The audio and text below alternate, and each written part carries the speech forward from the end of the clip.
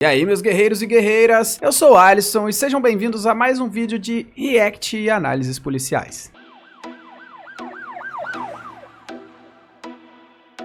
Hoje nós vamos falar sobre esse vídeo que eu postei no canal alguns dias atrás. Para quem não se lembra bem, as imagens mostram um indivíduo correndo da polícia e os policiais efetuam disparos enquanto o mesmo corria, ainda de costa para a guarnição. O indivíduo não tinha armas em suas mãos, mas posteriormente ficou comprovado que ele estava com uma arma na cintura. Conforme prometido para vocês, eu procurei saber a respeito do caso e descobri maiores informações e detalhes extremamente importantes para que a gente possa trazer uma análise muito melhor e aprofundada acerca dele. Enquanto eu buscava maiores informações acerca da ação desses policiais, eu descobri o canal de um ex-policial americano chamado Donut Operator. No canal dele, ele tem uma série chamada Shooting Breakdown. Nessa série, ele pega os vídeos oficiais enviados pela polícia e faz análises e comentários acerca do que aconteceu. Achei muito interessante que, como ele mora lá e já foi policial lá, ele faz uma análise bem em cima da doutrina policial americana e inclusive cita questões de legislação, coisa que, como eu disse no último vídeo, eu não tenho muito conhecimento.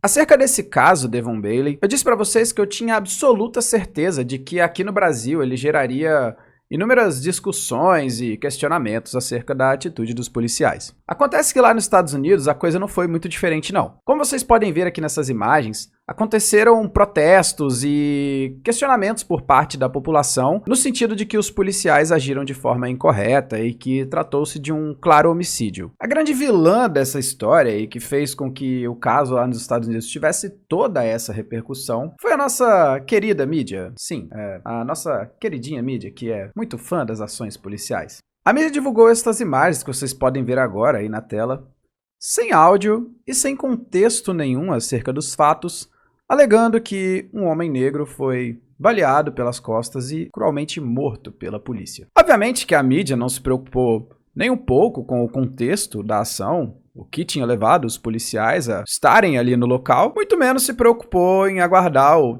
término das investigações ou pegar um pronunciamento oficial da polícia. Afinal de contas, uma imagem bem distorcida gera muito mais matéria e de estudo, né?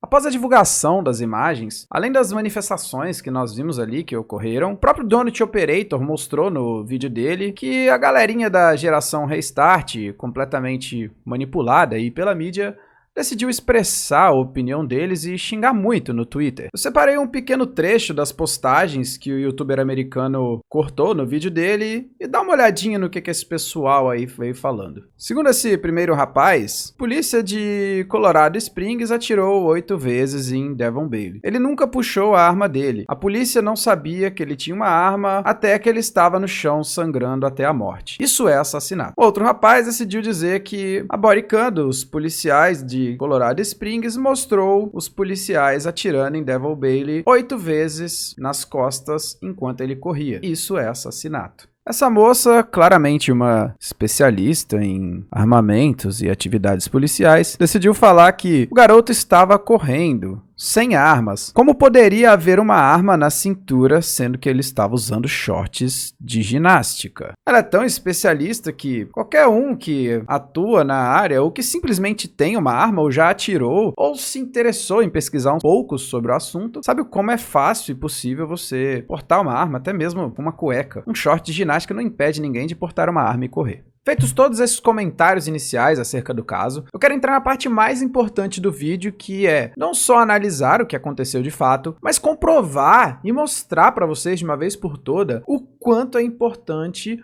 o uso da dashcam ou a câmera durante as ações policiais. Cara, isso é muito importante. Eu venho dizendo isso no canal todos os dias. Todos os dias. E parabenizei incessantemente a Polícia Militar de Santa Catarina pela atitude recente de ter adquirido aí câmeras para todas as guarnições de serviço. Para começar a falar sobre isso, eu achei super importante citar esses dois comentários também que foram feitos no Twitter e que vão me ajudar a comentar o que eu quero dizer. Esse primeiro rapaz, Diesel, disse aqui: eu não sou um especialista, mas não parece que ele está procurando a sua arma. Parece que ele está correndo. Este outro segundo rapaz diz assim: yep, sim, definitivamente parece que ele está correndo. Esses policiais estão com sérios problemas. Devemos ser honestos hoje em dia. Câmeras estão em todos os lugares. câmeras funcionam para os dois lados. Particularmente, eu não julgo e nem condeno as atitudes dessas pessoas que estavam comentando esses negócios no Twitter. Afinal de contas, a imagem que a mídia divulgou foi uma imagem bem sugestiva e até eu poderia olhar a cena e falar assim,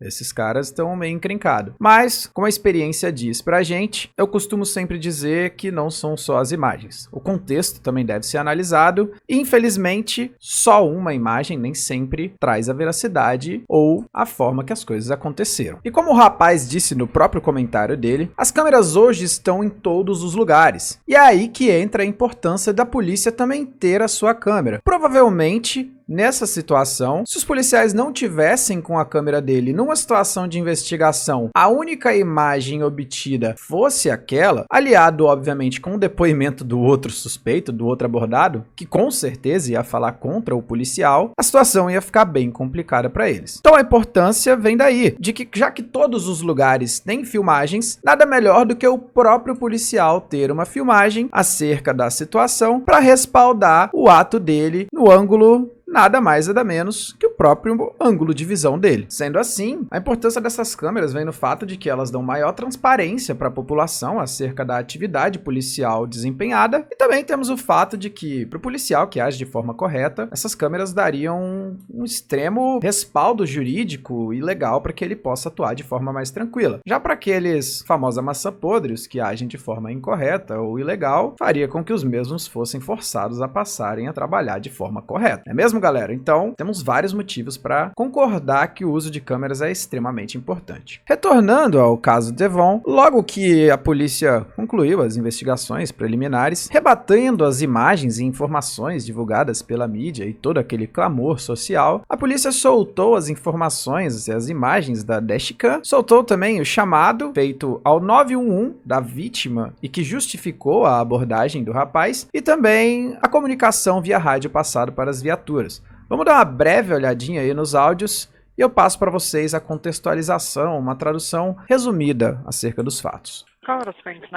Essa parte inicial da chamada, o rapaz avisa que ele estava descendo por um local e que ele foi confrontado por dois rapazes armados e que eles lutaram contra ele e tentaram pegar os pertences dele. Essa parte ele passa detalhes mais específicos, informando que ele estava descendo pela rua e tinha dois rapazes negros com uma arma. Eles se aproximaram dele e perguntaram o que tinha no bolso dele.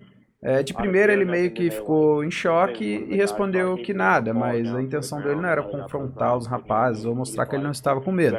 Então um dos dois começou a bater nele, ele caiu no chão e o outro puxou uma arma e disse: é melhor você me dizer o que você tem nos seus bolsos. E naquela parte ali ele ficou mais em choque ainda e ele não tinha muita coisa, mas eles levaram alguns dólares dele. Aqui ele informa que ele só andou por uns 5 minutos e conseguiu pegar um telefone. A moça pergunta qual tipo de arma. Ele fala que ele não sabia muito bem, mas que parecia uma Glock 23, que definitivamente seria uma Glock. E aonde está a arma agora? Ele fala que a arma está com as pessoas que fizeram aquilo com ele. Por fim, ele passa as características dos rapazes. Um deles é negro, magro e tem um bigode. Negro claro, no caso. E o outro, segundo ele, era um rapaz um pouco mais acima do peso, um rapaz gordo, chamado Lawrence. Eu tenho aqui também o chamado que foi feito via rádio para as viaturas e vamos dar a seguinte analisada neles de como foi feito. O operador de rádio informa que houve um relato de roubo à mão armada e pergunta se há algumas unidades disponíveis. Logo em seguida, algumas unidades respondem e informam que estão disponíveis.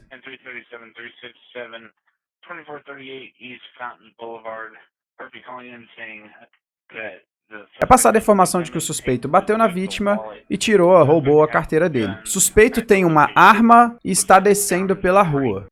Aqui é informadas as características do indivíduo, de um dos suspeitos, sendo ele um negro claro, de bigode, morando num local ali determinado e com um nickname, o apelido Space. O segundo suspeito é um homem negro e gordo, com um cabelo curto, aproximadamente tantos quilos, sem descrição de roupa. A viatura então retorna falando que tem dois indivíduos no visual, batendo nas descrições passadas. O operador de rádio retorna para ele falando que o rapaz com o bigode provavelmente é quem estará com a arma. Como a gente pôde perceber, os indivíduos bateram claramente nas características, descrições passadas pela vítima, que seriam dois rapazes, um negro claro de bigode e o outro também de cor negra e gordo, sem descrições das roupas. Os policiais então deram início à abordagem, que nós vamos estar acompanhando novamente aqui, e eu quero pausar ela para poder fazer algumas considerações acerca de coisas importantes que aconteceram durante a abordagem. Hey guys, can I talk to you a sec?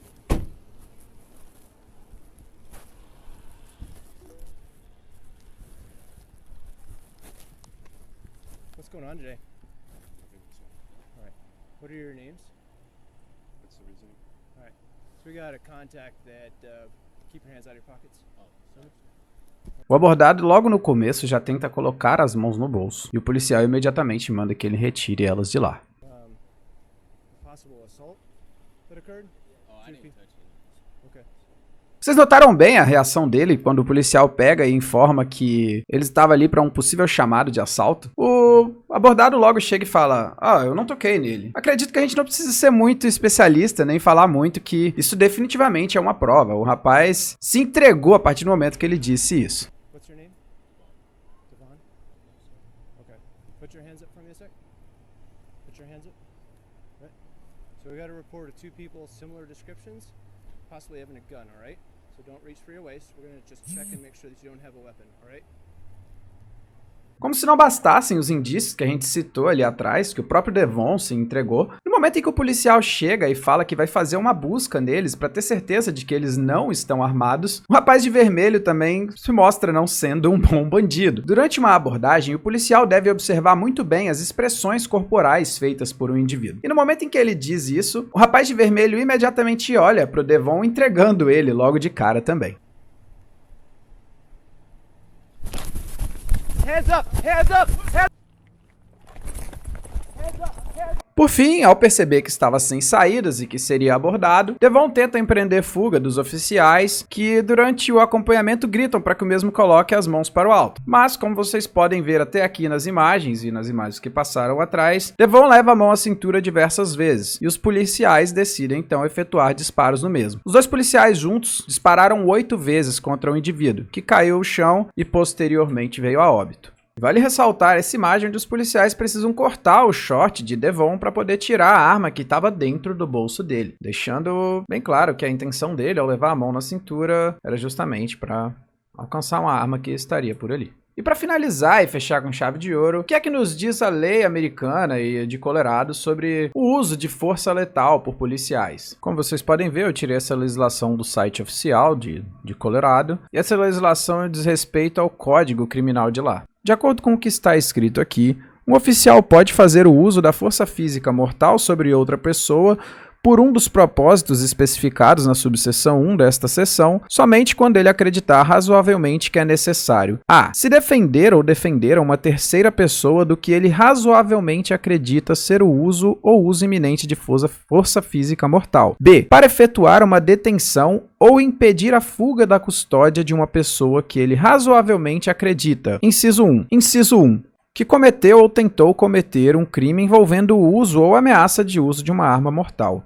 Inciso 2. Ou está tentando escapar pelo uso de uma arma mortal. Inciso 3. Ou, caso contrário indique, exceto através da violação de um veículo automotor, que ele é suscetível de pôr em perigo a vida humana ou infligir lesões corporais graves a outrem, a menos que seja detido sem demora. Como nós pudemos perceber através do Código Criminal de Colorado, o uso da força letal, nesse caso, feito pelos policiais, estava completamente amparado, tendo em vista que os policiais tinham certeza que o indivíduo tinha acabado de cometer um crime envolvendo o uso de arma de fogo e que ele estava tentando escapar pelo uso de arma mortal, uma vez que foi bem possível analisar o quanto ele tentava colocar a mão na cintura. E também, se a atitude deles não fosse feita sem nenhuma demora, o mesmo poderia, obviamente, oferecer risco à vida dos policiais, tendo em vista que ele estava claramente tentando pegar a arma dele. Achei muito interessante fazer essa pesquisa mais a fundo sobre a legislação americana e também sobre esse caso em concreto. Analisando um pouco das leis de lá, a gente percebe algumas diferenças bem claras que dão um respaldo muito maior para os policiais agirem. Enquanto aqui no Brasil um policial basicamente tem que esperar o bandido apontar a arma para ele ou até mesmo efetuar um disparo, o oficial lá já pode agir com muito mais liberdade. Tendo informações suficientes para acreditar que o indivíduo já está em posse de uma arma de fogo e cometeu algum crime, a simples ameaça de uso de arma de fogo já respalda o policial a estar efetuando disparos, como foi feito ali no caso. Eles mandam o indivíduo colocar a mão na cabeça, não levar as mãos à cintura, o mesmo corre, levando a mão na cintura e os oficiais disparam, diferentemente do que aconteceria aqui no nosso país. O vídeo de hoje vai ficando por aqui. Se você chegou aqui no final, deixa aí embaixo o teu comentário falando o que você achou a respeito dessa diferença entre as legislações brasileiras e americanas e não se esquece de deixar o teu like. Tranquilo? Se você quiser dar um suporte a mais para o canal de qualquer forma que seja, basta você acessar a descrição desse vídeo e clicar nos links que tem disponíveis aí, como as minhas redes sociais e outras coisas. Valeu pela força, tamo junto e até o próximo vídeo.